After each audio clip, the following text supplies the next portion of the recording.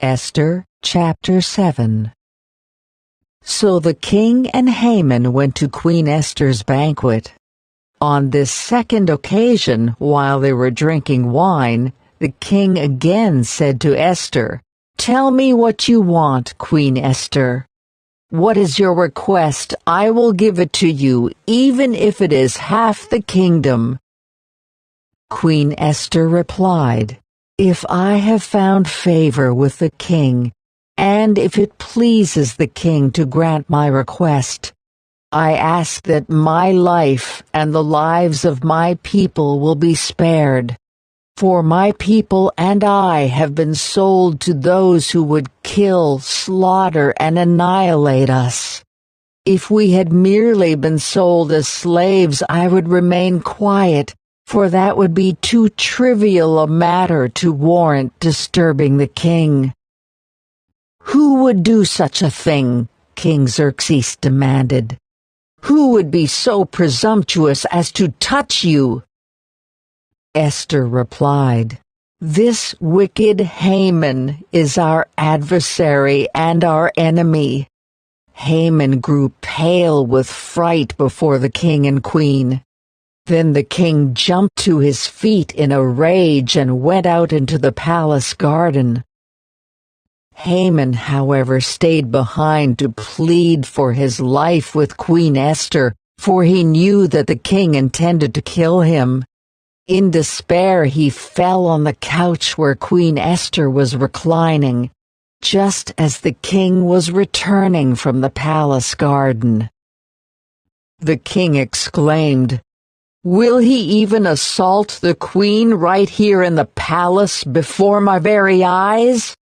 And as soon as the king spoke, his attendants covered Haman's face, signaling his doom. Then Harbona, one of the king's eunuchs, said, "Haman has set up a sharpened pole that stands 75 feet tall in his own courtyard.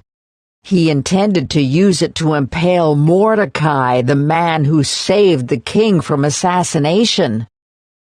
"Then impale Haman on it," the king ordered. So they impaled Haman on the pole he had set up for Mordecai, and the king's anger subsided. Esther chapter 8.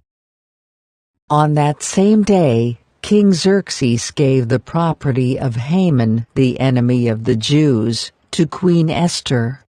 Then Mordecai was brought before the king, for Esther had told the king how they were related. The king took off his signet ring, which he had taken back from Haman, and gave it to Mordecai.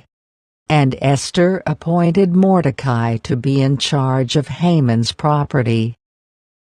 Then Esther went again before the king, falling down at his feet and begging him with tears to stop the evil plot devised by Haman the Agagite against the Jews. Again the king held out the gold scepter to Esther, so she rose and stood before him. Esther said, "If it please the king, and if I have found favor with him, and if he thinks it is right, and if I am pleasing to him, let there be a decree that reverses the orders of Haman, son of Hammedatha the Agagite, who ordered that Jews throughout all the king's provinces should be destroyed. For how can I endure to see my people and my family slaughtered and destroyed?" Then King Xerxes said to Queen Esther and Mordecai the Jew, "I have given Esther the property of Haman, and he has been impaled on a pole because he tried to destroy the Jews. Now go ahead and send a message to the Jews in the king's name, telling them whatever you want, and seal it with the king's signet ring. But remember that whatever has already been written in the king's name and sealed with his signet ring can never be revoked." So on June 25, the king's secretaries were summoned. and a decree was written exactly as Mordecai dictated.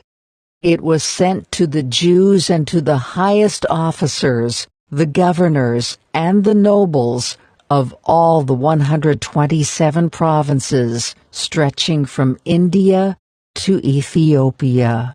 The decree was written in the scripts and languages of all the peoples of the empire, including that of the Jews.